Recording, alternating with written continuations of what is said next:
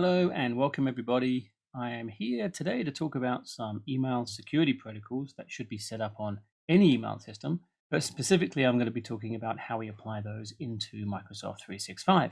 And they are SPF, which is the Sender Policy Framework. We have DKIM, which is Domain Keys Identified Mail, and DMARC, which is Domain-Based Message Authentication, Reporting, and Conformance. That's a mouthful for you. If you're watching this, then clearly you just want to get those set up in M365. You probably know what they are, but just in case you don't, I'm just going to give you a quick summary of what they do. So SPF is a mechanism that allows receiving email servers to check that the mail has been sent from an IP address that's authorized on behalf of the domain name to send email. So as you can probably tell, these are all DNS functions, and this is what we need to do to set those up. But the DKIM attaches a digital signature to the email, and in which case the receiving email server can verify that by looking up the sender's key, which is obviously published in the public DNS, and DMARC. Now, DMARC is designed to give those domain owners of the receiving mail a way to check what to do with mail that is compromised. So if you've got anything that looks like it's a phishing attack or other scams because it doesn't meet those SPF and DKIM requirements, what does that receiving server have to do about it? And the DMARC entry can tell them whether to deliver it, reject it, quarantine it, whatever you need to happen there. You can't integrate DMARC unless you've got SPF and DKIM properly configured. So the recommendation here is to set all three up on your domain in Microsoft 365, get them all configured nicely, get them all tested, and I'm going to show you what that looks like today. Also along the way, I'm going to show you some tools that we can use, some normal web-based functions where you can go and check these things, and also how to check out the headers and make sure everything is being encrypted correctly and everything's working well. So we'll start off with that domain which we were playing with previously, that planium.com, and jump into the 365 console, and let's go check it out. So in the admin console, you can see we go to Homes, Domains, and then look up planium.com. We're looking across at the DNS records item, as you can see here, and it tells us that we already have the SPF record in place, which is one of the mandatory things. When you set up a 365 domain right from the outset, the text record for the SPF is going to be set up automatically for you. So essentially, SPF is done, and we don't need to do anything else with that. But the other two, the DKIM and the DMARC, are not. So let's go and have a look at those. But before we do that, because I know we don't have those two set up currently, I'm going to send an email from Carl's account across to just a Gmail account and have a look at the headers so you can see what the domain structure, or sorry, the email structure looks like when you don't have those set, but you do have the SPF set. So let's do that. Let's just jump into Carl's machine and we will send an email. So let's go into Outlook here and we'll just start a new one, and we'll put this to one of my addresses here. Testing for, we'll call it testing for DKIM and hi, and we'll send that and we'll go check it out. We'll just jump into the browser. I want to show you a website here, MX Toolbox. If you haven't seen MX Toolbox before, definitely go check this out. This is a pretty cool way of looking at any email or domain issues and things, and actually just really understanding how to get in and fix them. So mxtoolbox.com, I'm going to put in here planium.com. We'll just do the MX lookup as it says here and just see what it tells us about the domain. You can see by doing that, really it's obviously just pulled up the MX record, which is fine, but it's telling us straight away that we don't have anything for DMARC. We have Microsoft Office as our provider, but it's really opening this up now so we can go and do a whole ton of things around this email check. And one of the things we can do here, we can do a quick thing like a blacklist check and see if we've got on any blacklists, which doesn't look like we have, which is good. But what you can see, if I just jump back, is really the ability to really look at a lot of these different settings here. And really you do that just by dropping this down, and you can see all of these checks that you can do for all of these entries, which is really quite good to have a look around at. But what we want to do is look up this SPF record. and click on that once it's done. And that'll tell you a bit about it and make sure you all comply. Now it should be, because it was the one that was set up by Office 365 natively, and you can see, yes, it's very happy with all of those things there.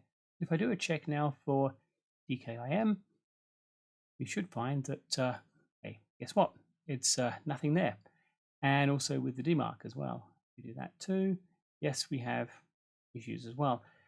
Therefore, we know that we need to go and set those up and get those done. What it means, though, is that once we do have them set up and configured, we can use MX Toolbox as a checkpoint to say, is it done correctly, and what does it look like?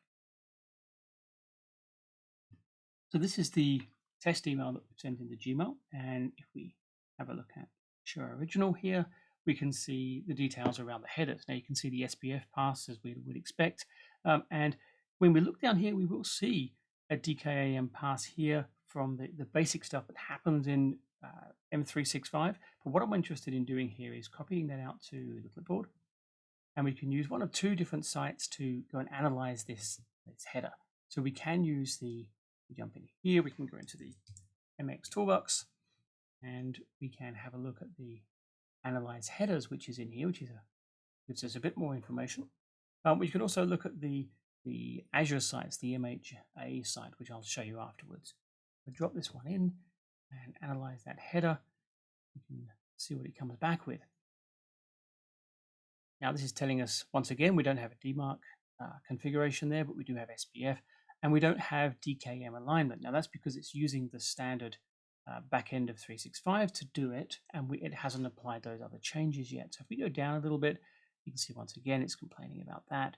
But really what we're looking for is all the DKIM results, and you can see here we do have that signature header not found and the like. So we know that it's not turned on and ready to go in a proper fashion yet. What we're looking for is all of this to go green, obviously. And the other side I was just mentioning as well is this one here, mha.azurewebsites.net. Drop the header into there as well. You get a very similar type of response, and you can see obviously all the hops things take and how things work, but really you can also see all the other information around the relevant passes and the like too. But it's not going to tell you that it's compliant or not. It's going to give you the basic set of information. That's why I like to use the MX Toolbox one. As you can see, it's giving us a bit more useful information about what's going on. So to turn on the DKIM for Planium.com, first of all, you need to find out where it is. Now, it is slightly hidden away, but you need to go into the Security Admin Center. It's this one here. And we need to look for Policies and Rules down the left-hand side. There we go. So we have Policies and Rules right here. And we're looking at Threat Policies. And if you look down the bottom here, we will have the email authentication settings, and you can see in here it's talking about DKIM. So there we are, and we're looking at the DKIM settings, which is this here.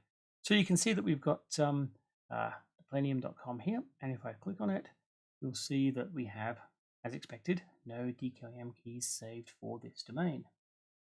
So what we do, first thing is we can say create DKIM keys, which it will go ahead and do. Now this is creating that digital signature in the background on 365, and once that's done, it'll respond back with an update on this side, which it does like this, and it's now set up in the back end. Now when I turn this on here, it's going to fail with enabling them because we haven't done our DNS work, but we need to know exactly what the DNS is going to be. I can tell you what they are, but the easiest way for you to see it is if I just try and enable it, we'll get the error message in the front screen here telling us that it can't find the DNS records, which are these here, and it now wants us to go and set these up. So what we're looking for here is we've got two CNAMEs to do. We've got selector 1 and selector 2, and you can see there's part of it here. So I'm going to show you how we might put that into our DNS server and get that done. So we've got our DNS management here. You can see it's all our records, as you've seen before in the last few videos. So let's grab this. So what we want to do is set up and just cut and paste this one out. We're going to set up a new CNAME entry like so with that domain key, and we're going to grab this value here, that into that one, put that record in, and then do basically the same thing again with the second entry, which is the selector number 2. Push it in. That one. Push that in there. Add that record. Now I know you've seen me use this site before, this dnschecker.org. Really is quite cool. What we're going to do here is I'm going to put in that other entry. So we're going to go back here. I'm going to grab this selector 2, just cut and paste it out. Too lazy to type it, basically. There.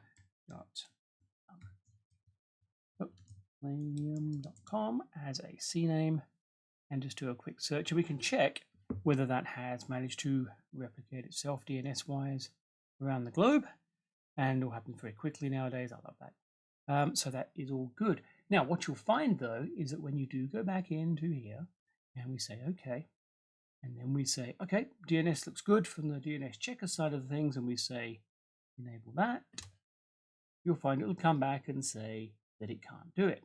Now that is because that is happening way too fast for it. Now look at this here, check this out. It said sync can take a few minutes, as many as 4 days, based on your specific DNS. Return and retry this step later. Generally what I've had to do in the past with these things is the back end of the system seems to be a little bit slower. So I've had to then hit OK here, and basically I've been setting it up in an evening and then just come back the following morning and it works. So we're going to pause now, and you'll see all these dates. We'll go jump into the future, is it by magic on the next stage of the video, but I'm going to wait until this is now active so we can now get this enabled. Essentially what I'm saying here is that you can keep hitting this enabled all the time, but just let it chill, let it wait, and come back to it, and it will work completely fine once you just let it bake for a bit. So I think we've waited long enough for those checks to happen. So let's now go and hit enable and see if that allows. And yep, looks like it has. It's enabled that, and it wants a few minutes just to go and sync those changes in the back end. So it is good. We'll close that and send another test mail, see what it looks like.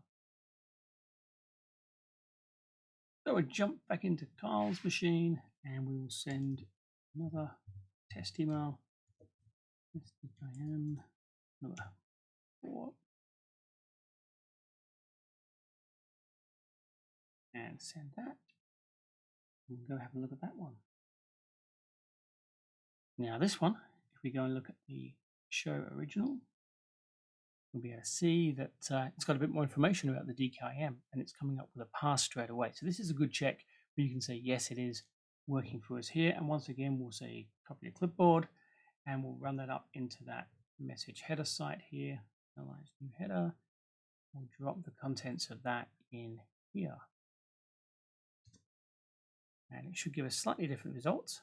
Not completely compliant yet, by the way, but it should be pretty close. There we are. Look, we have some DKIM alignment, which means things are starting to take effect, which is obviously good. And you can see here that it's certainly happy and starting to go green, which is good to see.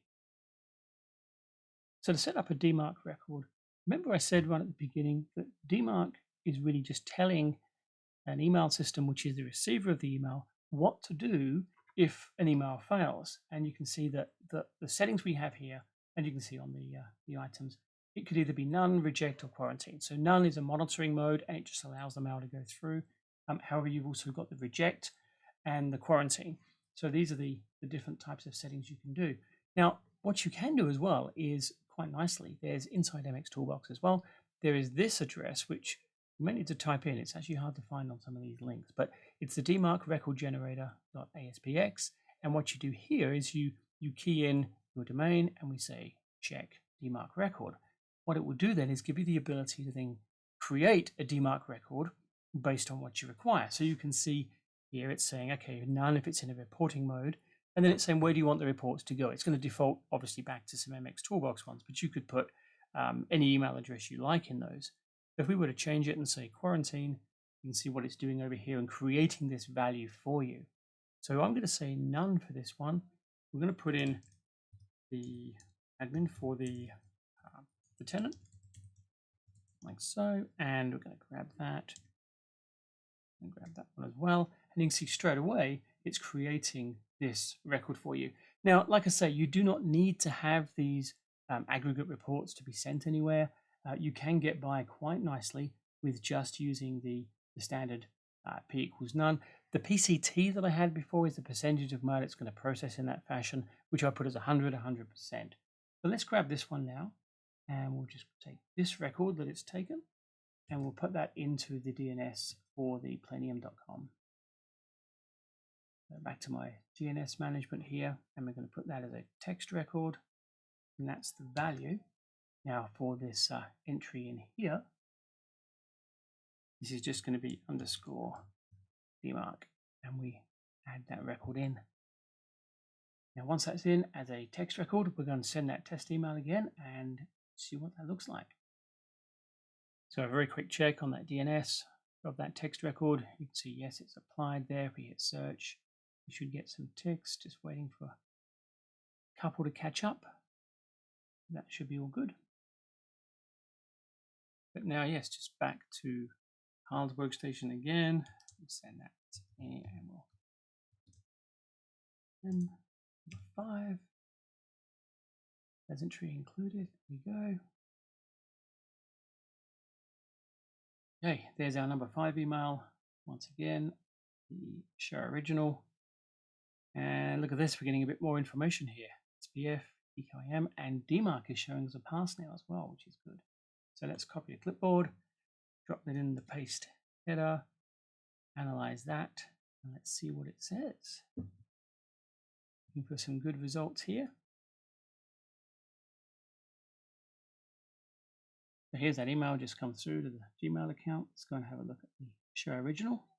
And you can see, yeah, look at that. We've got some more things happening. SPF is good, DKIM is good, and we've got a DMARC pass as well. So clearly things are working well.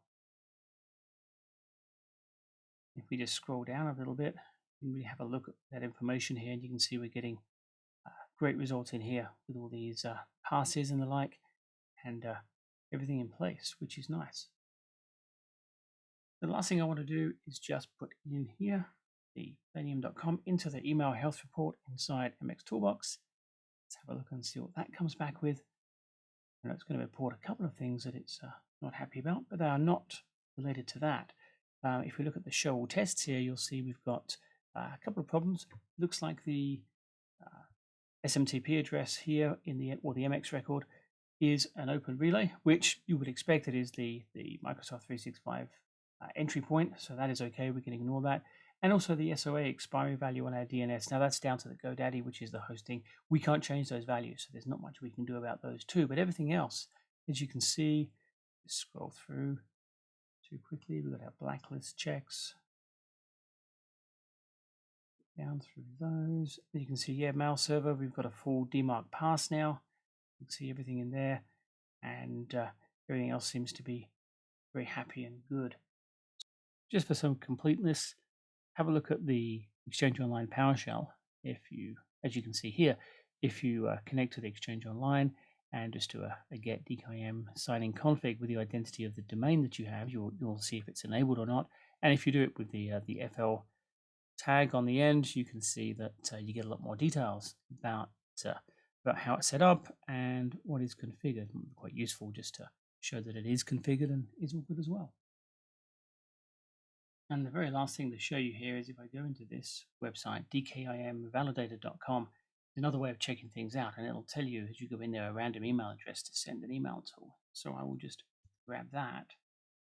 We'll pop back into Carl's account there, and we just send an email to that address. We'll just call it test. What that'll do is it'll run another third-party check on all of the records and show us what it thinks of those.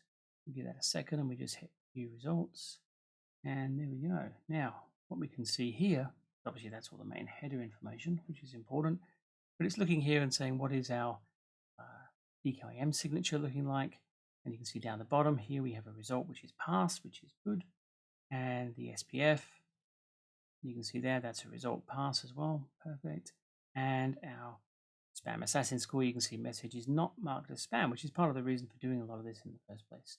and you see everything has passed there, which is all good. So I hope that was useful for everybody, just to see how you can make sure your email is compliant and also keep things out of the junk folders and the spam filters on the net for your people that you're sending email to from your domain. And just another reminder again, please subscribe to the channel. Really appreciate that. And I'll see you next time. Thank you.